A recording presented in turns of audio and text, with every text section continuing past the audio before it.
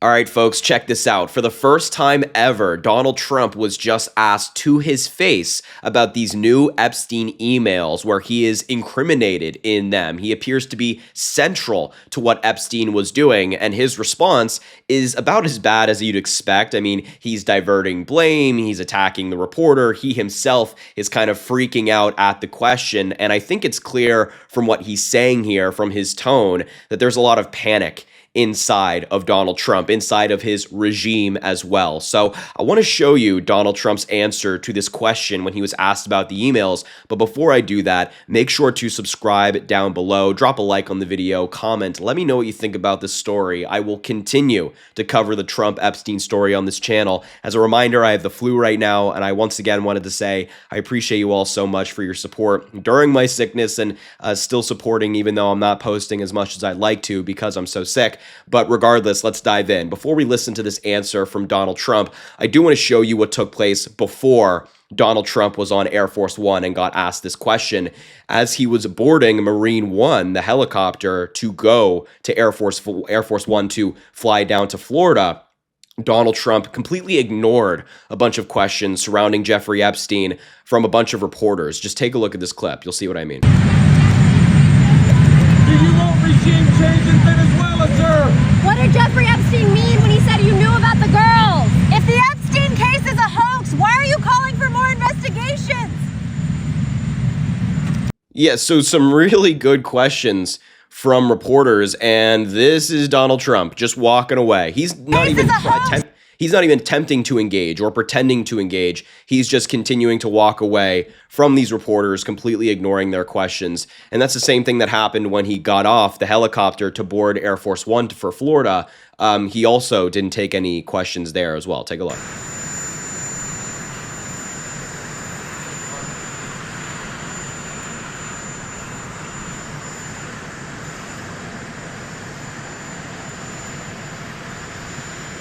Got two vantage points of this. Look at him. We're watching to see if he talks with reporters, and it looks like he'll walk up the stairs.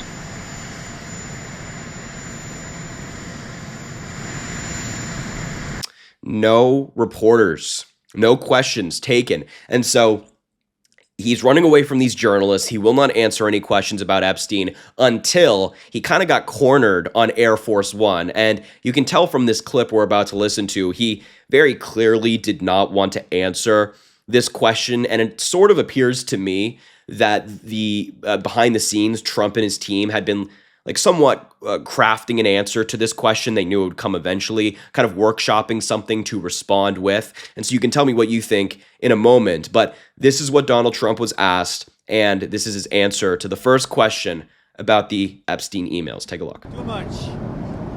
Okay? Mr. President, what did Jeffrey Epstein mean in his emails when he said you knew about the girls? I know nothing about that. They would have announced that a long time ago.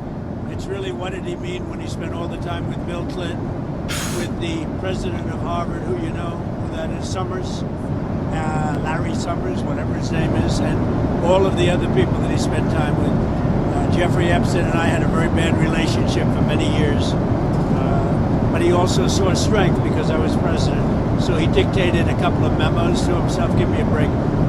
You're going to find out what did he know with respect to Bill Clinton, with respect to the head of Harvard, with respect to all of those people that he knew, including J.P. Morgan Chase. Sir, Yeah, if Jennifer, there's nothing go ahead. incriminating in the file, On Venezuela, sir, sir? why are you acting as if... Quiet, McGee. On Venezuela, sir, Wow.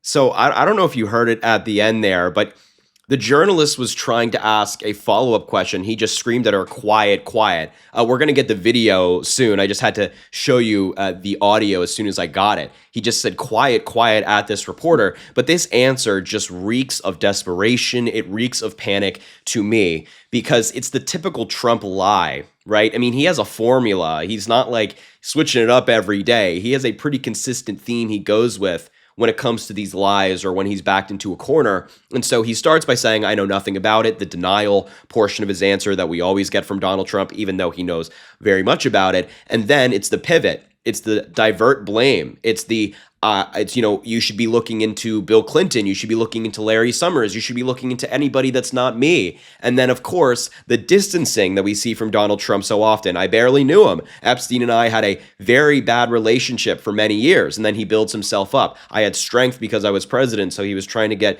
close to me. And then, of course, he concludes with, these are the real people that knew Epstein. These are the real people you should be going after. Don't go after me. I mean, this is a typical Trump answer. And a typical Trump answer spells guilt, because when Donald Trump does stuff like this, he's lying. Anytime he opens his mouth, he is lying. And it's just so comical that Trump is trying to pretend like he had a bad relationship with Epstein, given everything that's come out recently. I mean, do you remember the birthday card where they talked about sharing certain things in common and certain secrets, and enigmas never age? I mean, just a very creepy birthday card. There was also that photo that was subpoenaed by the Epstein estate, that was released by the Epstein estate as part of a subpoena, where Epstein is holding a check where Donald Trump is buying a woman from him. This huge check for around, I think it was $25,000. But that apparently, according to that, and of course you have all the photos and videos of Donald Trump and Epstein, all of the different documentation of them hanging out and them being best friends, and Epstein on audio saying they were best friends and whatnot. But that apparently is just all false, and Donald Trump is trying to get people to ignore their own eyes. But I do want to actually talk about this follow-up question from the journalist, because this is a really good one. It's also a question we heard in this video. But Donald Trump earlier today at 10:35 in the morning, as part of his distraction campaign with this whole Epstein thing, said that he's asking Pam Bondi and the Department of Justice with the FBI to investigate Epstein's involvement with Clinton, Bill Clinton, that is, Larry Summers, Reid Hoffman, JP Morgan Chase, and many other people and institutions. So, number one, the problem is the President of the United States is directing the Attorney General to investigate exclusively Democrats, which both of those things are bad. The president directing an investigation and also exclusively investigating Democrats. But Trump's whole thing is that it's a hoax. He contradicts himself in this post. He says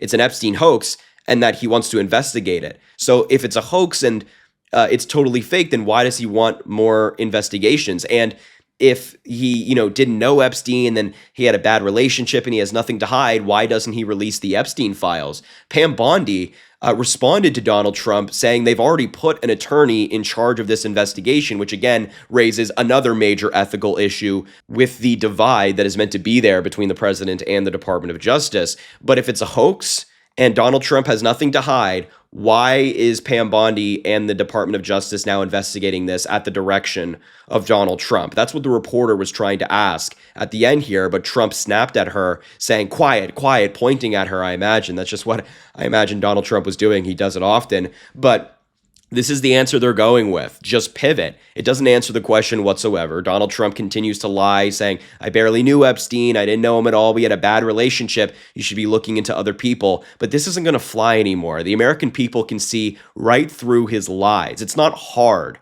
Given all of the evidence we have in the public anymore, it's not even like a question if Donald Trump and Jeffrey Epstein were friends. The major question now, which I think we're slowly getting an answer, is, did Donald Trump do anything wrong in connection to Epstein? And given the evidence we've gotten, it seems like maybe. So look, I'll leave the video there. I just had to show you this response. Make sure to subscribe down below, drop a like on the video, comment, let me know what you think about this story. And as I always say, I greatly appreciate you, and I hope you have an amazing rest of your day.